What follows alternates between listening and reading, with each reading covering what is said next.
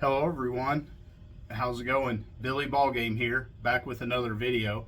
On this channel, I'm just a dude who loves to talk about baseball cards. And I apologize for that rough intro. It is super early Saturday morning. It's 6:50 right now. I'm going to meet Chris here in about 40 minutes, and we're heading into St. Louis for the Westport show. And we'll be there today and then come back later this afternoon, and I plan on meeting my buddy Joe from Redneck Collector and my buddy Doug from Sports Collector. I believe that's his channel. He does shorts. He hasn't done any like longer videos yet. I think it's Doug Sports Collector. I can't remember for sure. I'm a little foggy still. But anyway, this show last year was when I met my buddy Tom, or the year before last, I don't remember, and I bought my Lou Brock rookie card at this show. So it's not a huge show, but it's a good one. They have quite a bit of vintage there. I want to say probably close to 100 tables, maybe a little bit short. I'm not exactly sure. But they have a lot of quality, and I believe Chris said that there's supposed to be 3 dealers from the National set up there as well. So, you know me, my intention is to film video of the tables when we get in, but I'm mostly going to be focused on hanging out with friends and enjoying the show. If the show's not super busy and I remember, I'll try to bring you video from the show, but if not, hopefully at a minimum, I will bring you some pickups whenever I get back. Now, the budget is still kind of tight, so I will have $100 to spend at this show. So I looked up, I have some ideas of the type of stuff I can look for $100, like 70s Hall of Famers, you know, Willie Mays, Hank Aaron, Yastrzemski, Bob Gibson, those types of dudes in the 70s, some of those guys in the 60s, like I could maybe buy a couple Clementes or Yastrzemskis from the 60s, maybe Willie Mays, Hank Aaron from the late 70s, but that may be pushing it a little bit on the budget. So we'll just see what shows up and what jumps out at me as kind of the best bang for my buck, because for me, again, you all know that I buy when eye appeal meets budget. So we'll see what fits those 2 criteria today. And I'll get back with you at some point, either today when I get back home or at some point from the show. So hang with me, and we'll see what's yet to come. I have no idea what today is going to be, how much video I'm going to film or anything else. So I could be, again, with you from the show or with you back here. So I'll be back with you with whatever that looks like. Hang on. All right, everybody, we're heading into the show now. It's about 10:15. Sorry again, world-class camera work. There's Chris and Mauricio. We're heading into the Westport show here in St. Louis.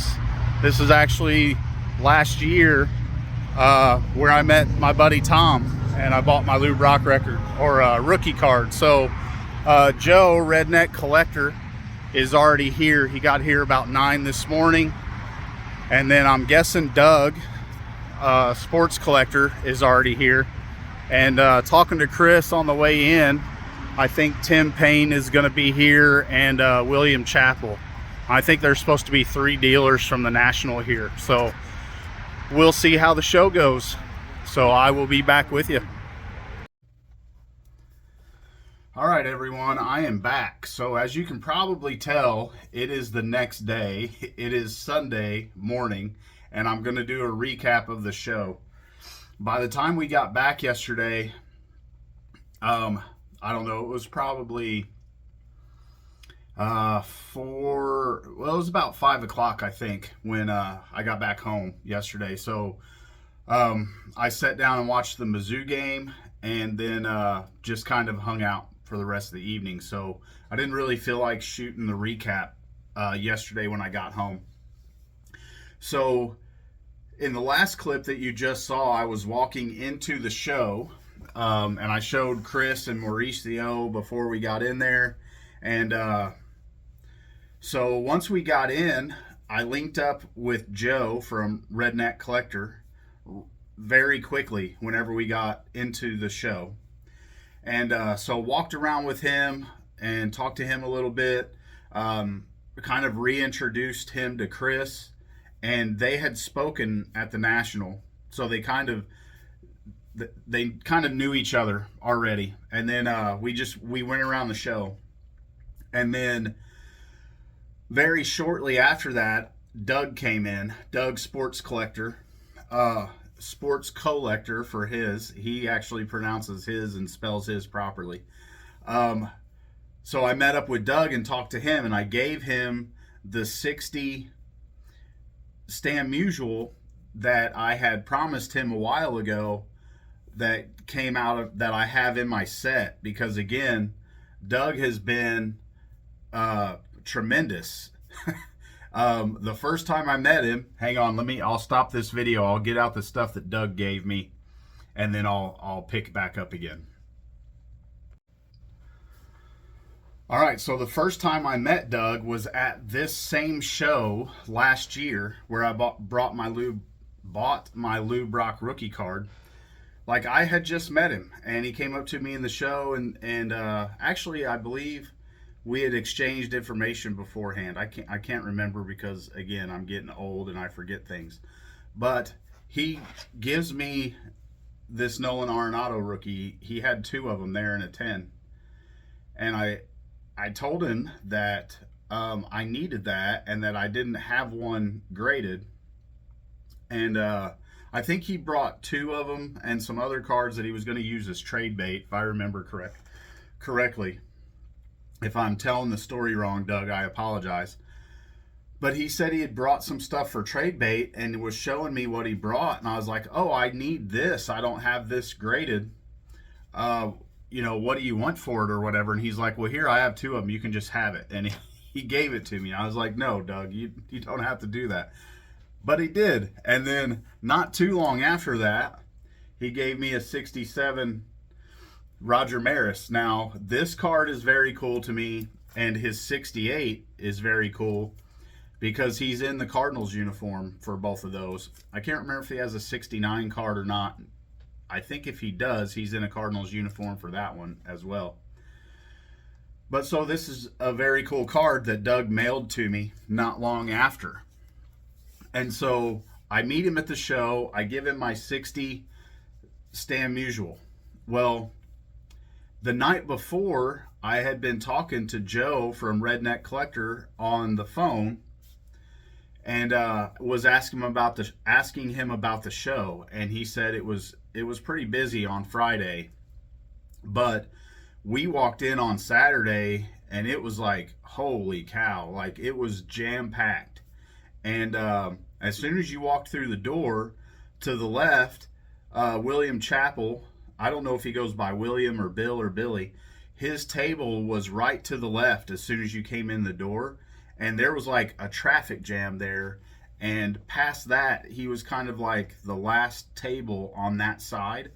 Past that was like the line for autographs and stuff, but just the whole floor was jam-packed full of people. And so Joe and I and Doug are going through, Joe and I are talking about what he's picked up. I think he showed me his pickups from the night before. Doug had just gotten there. So it was an amazing show. Probably less than 70 or less than 100 tables, probably 70, like maybe 80. But man, it was jam-packed. And Tim Payne was there, who sets up in the National. And then I believe his name is JD. I always want to call him JR or some other initials that aren't his name. But my buddy Tom bought a bunch of cards off of him at the National, and he was a great guy and gave Tom great deals. He was there. Another dealer that sets up at Strongsville was there that Chris and I talked to later in the show. So it was an amazing show, way busier than it was last year. And I thought last year's show was awesome. this year it was insane. Like there were some places where you could barely get through the aisles to tables. It was so busy. So really the only way this show could have been any better at all is if I would have had more money to spend. But yeah, so it was fun, a lot of fun walking around with Joe and Doug. Chris made some tremendous pickups. He was excited all the way back. And I'm so happy for Chris. Like again, I've been with Chris when Chris has bought some big cards, and it's always awesome to me to see a dude that has almost every card under the sun that anybody could want get excited when he picks another one up. And I enjoy it so much. And on the way back we talked about, you know, Hall of Famers, baseball, who's the best player at every position, like just a whole lot of fun. I really enjoy hanging out and spending time with Chris and Maurice. Maurice doesn't join into the conversation a whole lot. Maurice tends to sleep anywhere and everywhere that Maurice can sleep. He's sleeping.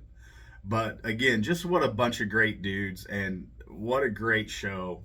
And it was a whole lot of fun. But so what's crazy is, well, I'll go in chronological order. I'm trying to jump around, and I need to stay to where there's a flow and a direction, right? And quit jumping all over the place. So it's always fun to me when people that watch the channel come up to me and introduce themselves and start talking. And it happened pretty soon when we got there yesterday. And I didn't catch any names, and I apologize. If I spoke to you yesterday and I didn't catch your name, I apologize. Please let me know in the comments if we spoke and what your names are. And Chris got a couple people's numbers. So as soon as we walked in, like, you can't go anywhere without running into people that Chris knows. And, you know, he's talking to these people. I think it was a son and a daughter and a dad, I think, maybe, or a dad, a son, and a girlfriend, something like that. But anyway, Chris is talking to him. He's writing stuff down. I think he's signing autographs, so of course I have to come up and give Chris a hard time. But he was getting their number, and they were really nice people. And he was talking to them, and they're like, "Oh yeah, I watch your channel too." And I was like, "Well, I appreciate that. God bless you for if you watch my channel." And then later I saw him again and was like, "Yeah, if you ever get tired and you can't sleep, just put one of my videos on. I promise you, within 5 seconds you'll be stone cold asleep." But it's always fun to me to run into people that watch the channel, and people come up and introduce themselves and talk. And I had one of those yesterday come up to me and said, "Hey, when I bought my VIP passes at the National, I put basically he bought his tickets early enough to get entered in for the free 8x10s, which Lou Rock and Mangini and a bunch of other guys did." And I checked, and I wasn't on the list, so I didn't order my tickets early enough for the National last year. But he's like, "Are you a hockey guy?" And I was like, "Yeah, I like hockey." And he's like, "Do you know who this is?" And I was like, "No, I don't." So we're trying to figure out who the autograph is, which it's a really nice autograph. But this was his free giveaway, you know, free autograph at the National. And so I go on Google and I look, you know, what all Blues players have worn number 21. And the closest thing that comes up to that autograph is Mike Zuke, and I'm not sure how he pronounces it. If it's Zook or Zuki. If you're a hockey guy, let me know. Like maybe Steven with the PH or Mike from Canadian Cards. If you see this and you know him, let me know how to pronounce his name if you don't mind. But so that was my best guess. And he's like, "Well, you can have it." And I'm like, "Well, I'm just trying to help you figure out who it is." And he's like, "No, I don't care about it. I'm not a hockey guy." So one of my subscribers, somebody that watches my channel, gave me a Mike Zook or a Mike Zuki autograph, which is super cool. And he played for the Blues in the late 70s, early 80s. And from his stats, looked like he was probably a third line guy, usually about 40, 50 points a year. He was a pretty decent player. So thanks again. And didn't catch your name, so I apologize. If you watch this video, let me know. And again, my apologies. So going around the show, and this is going to be out of order, but Chris bought some amazing cards from William Chappell, and Joe bought a really cool card from William Chappell also. And we spent a lot of time at his table just talking, him telling stories of card shows and all that stuff. He's just an amazing guy. I can't wait to see him hopefully at Strongsville or the National again. I know Tom bought some cards from him at the National, but he's really a good dude. And man, these guys brought some amazing cards to this show. Like Tim Payne brought some fire. And so did William Chappell, and of course JD always has amazing stuff. And so Chris spotted a bunch of stuff that he wanted at William Chappell's table, and he ended up buying a stack of stuff that I'll let Chris show to you. But I asked Chris, because I'm running a little bit low on money, because again, remember, I had $100 to bring with me to the show, and I had already bought my other card at this point. So I told Chris is working on a bundle, and there's a card in there that I liked. And I was like, well, if you buy all that, see if you can bundle it, get it down to $20, because that's all the money I had left. And then I'll just give you the $20 for the card. And Chris said, okay, cool. So William Chappell cut him a great deal on his bundle of cards that he picked up. And then this was the card I got. So this is, it's either a 62 or 63 exhibits. Ken Boyer. It was awesome. It was cheap. So yeah, Chris bundled this in his deal for me. And this is a red stat back. So I don't know if you can, let me take it out of the bag here and then maybe you can see it. So very faint, but you can see him, red stat back. And then Chris also picked up a very cool exhibits at the show, and I'll let him show you what it is and tell you what it is, but it is pretty cool. So we actually talked about Ken Boyer on the way back and whether or not he deserves to be in the Hall of Fame. And I don't think he was as good as Eddie Matthews, obviously, and definitely his career numbers aren't as good as Eddie Matthews. But for the first 5 years of his season, like Eddie Matthews and Ken Boyer's stats are not too far off. So the case could be made that for the first 5 years or so of Ken Boyer's career that he was the best third baseman in the National League. I'm not saying that because I haven't compared their stats head to head, but he was an all-star, winning Gold Gloves, putting up good, huge offensive numbers. And so maybe he didn't deserve his MVP in 64. We came to find out because I think Willie Mays should have won the MVP in 64 because he had tremendous numbers. But the Cardinals won the World Series in 64, and Ken Boyer led the National League in RBIs. So Chris and I think that has a lot to do with why he won the MVP. But Willie Mays had a monster year in 64 and led, I think, all of baseball, if not all of baseball, the National League in WAR with like an 11-something WAR, and I think Ken Boyer's was like 8 or 9. Now, granted, they didn't have WAR by then, and it didn't factor into anything, but if you pull their stats up head to head, it's like, man, maybe Willie Mays should have won the MVP this year. But anyway, I just think these exhibits are really cool. I will put it up on my shelf with my Stan Musial exhibits and my Bob Gibson Topps Giants. So the big pickup, which Chris kind of got a kick out of. So the night before, I was talking to Joe, and I was, he was asking me what I was looking for. I kind of told him what my budget was and maybe some different cards that I had in mind and all that stuff. And I mentioned the 60 Musial that I was going to give to Doug. And he's like, well, one of the tables had a really nice one there in a 5 that I thought about buying.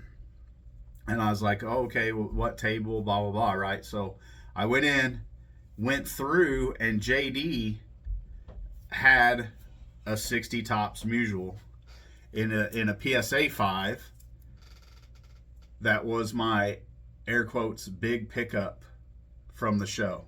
So this one really is an upgrade to the one that I had given to Doug in an SGC 3. And I just happened to spot this at JD's table. And then Joe was like, yeah, that's the one I was telling you about on the way in. So it's pretty funny that this is what I ended up buying. So Chris thought it was funny that I gave away an SGC 3 Musial at that show and then bought a PSA 5 Musial at that show. So pretty funny. Chris never would have done that because he would have kept the SGC 3, and I understand that completely. And that's one of the things that I love about Chris. Like Chris, he wants the card, and my OCD for certain cards, especially with this 60 set and cards that are fairly affordable, like my OCD won't let me just want the card and be happy with a 3, even though the one I gave Doug was a great looking card. Like for the set, I want all these in 5s and 6s, and that one had a crease on the back of it, and really you could barely see it, but I knew it was there. and it bothered me. So I'm happy all day with my Hank Aaron rookie in a 2 that I know has a crease, and I know it's got a couple rubs on the surface. Like, that's a way different card than a 60 Topps Stan Musial. So that's why I've made the statement before that I'm not going to buy cards anymore that I want to upgrade, because I still have a couple in the 60 set that I want to upgrade. I have the Power Plus with Francona and Colavito in a 4. Like, I want to upgrade that. I have a Jim Cott rookie in a 3 I want to upgrade. And I have a Whitey Herzog in a 3.5 that I want to upgrade. And so it makes sense for me to just buy the card that I want, so that way I don't have to worry about upgrading. So for example, this card, the Musial card for the 60 set, I bought the first one ungraded for 30 bucks. I paid 30 bucks to get it graded, so I had $60 into an SGC 3 Stan Musial. Then I paid 75 bucks for this and picked it up at the show. So really, I'm $135 in to a Stan Musial card for my 60 set, and this is worth 75 bucks. So to me, you're never going to break even if you upgrade. Right? Very rarely are you ever going to break even if you upgrade.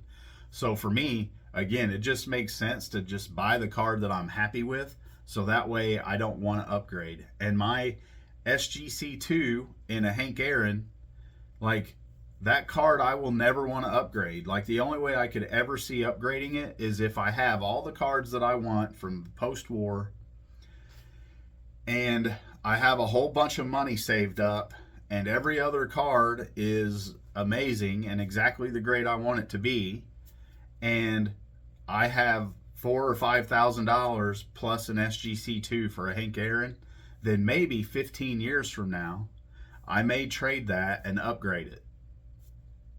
But, like, why? What's the point? Like, anyway, so I'm getting distracted. But, so that's a wrap up for the show. That's kind of puts a bow on it. Just again, what a great show. I have never, other than the National, maybe Wednesday later in the evening, and then I think maybe Friday or Saturday, like this place was as crowded as the National. Now, again, you're talking a room about maybe a tenth of the size, and a you know, a few hundred people piled into it, but it was jam packed at this show, and it was amazing. So again, so many awesome vintage dealers and so many amazing vintage cards. Not a whole lot of modern. They had some stuff, some modern stuff there. They had a lot of guys signing autographs. David Freese and Ozzie Smith. I'm almost positive I saw Jack Morris, Mason Wynn, Willie McGee. Just, and I love autographs and would like to get some autographs, but man, they're just so expensive. Like $100 for an autographed ball, because you got to buy the ball and then the autograph. Like, there's so many cards that I want. To me, at this point in my collection, I'm not going to spend a bunch of money on autographs. But so anyway, great show. Hope you enjoyed the chaotic, scattered recap. Like, I could talk for hours about this show. We almost ran out of gas on the way back. Like, we're sitting on the interstate in a traffic jam, and Chris's light dings like we had just passed gas stations. Like, none of us realized that Chris didn't have any gas, but there was a gas station like the next exit up at a couple miles, but we didn't know if we were going to make it because there was a wreck on the highway and traffic was at a standstill. But we made it, and that just gave us extra time to talk about baseball and baseball cards. So again, it was a great time. So again, as always, I appreciate everyone's support. I appreciate you watching the videos.